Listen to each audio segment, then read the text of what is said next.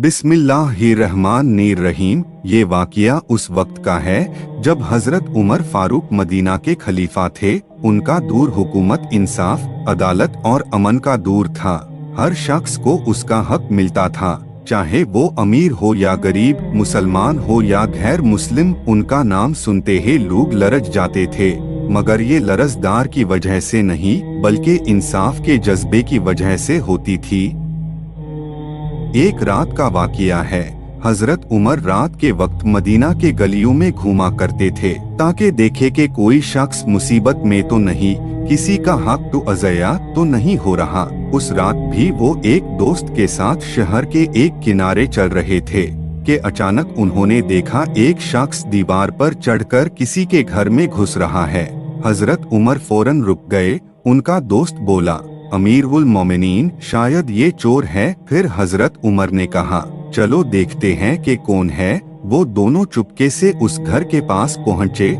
थोड़ी देर बाद वो शख्स वापस आया, हाथों में कुछ सामान था। पुकार लिया गया। हजरत उमर ने उसे फौरन मस्जिद ले जाने का हुक्म दिया, जहां लोगों के सामने उस पर इल्जाम लगाया गया, ये चोर है, इसने किसी गरीब का माल चुराया है। लोग हैरान थे, कुछ नाराज भी, लेकिन हजरत उमर ने पहले चोर का बयान सुनना चाहा और फिर हजरत उमर ने उससे पूछा, क्या ये सच है कि तुमने चोरी की? वो शख्स झुक गया, आंखों में आंसू थे। उसने कहा, जी हाँ, मैं मानता हूँ, लेकिन मेरी मजबूरी थी अमीरुल मोमिनीन। हजरत उमर ने गहरी निगाह से उसे देखा, फिर कहा, मजबूरी का मतलब क्या है, बयां करो। वो शख्स रोता हुआ बोला, मेरा नाम असीम है, मैं एक गरीब मजदूर हूँ। 3 दिन से मेरी बीवी और 2 बच्चे भूखे हैं, कहीं से कोई काम नहीं मिल रहा।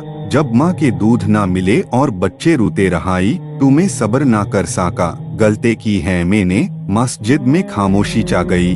हजरत उमर ने उसे कुछ देर तक देखा, फिर लोगों से कहा, तुम सब गवाह रहो, इस शख्स ने चोरी की है, लेकिन इसका सबब भूख और मजबूरी थी, और मैं उमर जिम्मेदार हूँ कि इसके घर में रोटी नहीं थी।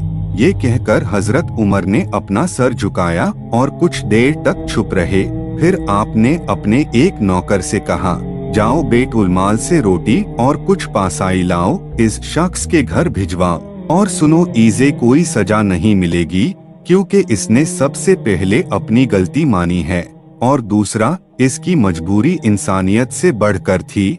लोगों की आंखों में आंसू थे। वो शख्स सालिम, जिसके चेहरे पर शान, नदामत और दर्द था, अब वही चेहरा रोशन हो गया। फिर हजरत उमर ने उससे कहा, असीम, तुमने गलती की, लेकिन तुमने सच बोला। क्या तुम तैयार हो कि इस गलती के बाद अपनी जिंदगी तब्दील करो? असीम ने फौरन जवाब दिया, जी हाँ उमर, मैं अल्लाह से तौबा करता हूँ, और अगर आप इजाजत दे तो मैं मुसलमान बनना चाहता हूँ। हजरत उमर ने मुस्कुराकर कहा, अल्लाह का शुक्र है, तुमने दिल से फैसला किया है, कलमा पढ़ो। असीम ने कलमा शहादत पढ़ा, अशहदु अल्ला इलाहा इल्लल्लाह व अशहदु अन्ना मुहम्मदन रसूलुल्लाह।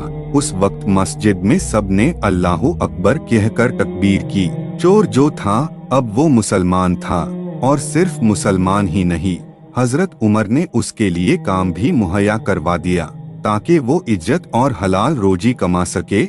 हजरत उमर ने लोगों से कहा, ये वाक़या तुम सब के लिए सबक है। इंसाफ सिर्फ दीन का नाम नहीं, इंसाफ का मतलब है असल वजह को समझना, इंसान के हाल को देखना और फिर फैसला करना। ये कहानी हमें ये सबक देती है कि हर शख्स की कहानी सुनो, उसका दर्द समझो। इंसाफ सिर्फ कानूनी सजा नहीं होता, कभी कभी रहमत भी होती है। इस्लाम सिर्फ इबादत का दीन नहीं, इंसानियत और इंसाफ का दीन भी है। चोर भी मुसलमान बन सकता है अगर उसे मोहब्बत, समझ और रहमत से देखा जाए। हजरत उमर का ये वाक़या उनके इंसाफ, उनके रहम और उनके ईमान की मिसाल है। आज के दौर में हमें भी यही सोच और जज्बा चाहिए ताकि हम इंसानियत के असली मकाम को समझ सके। उम्मीद है कि ये वीडियो आपको अच्छी लगी होगी।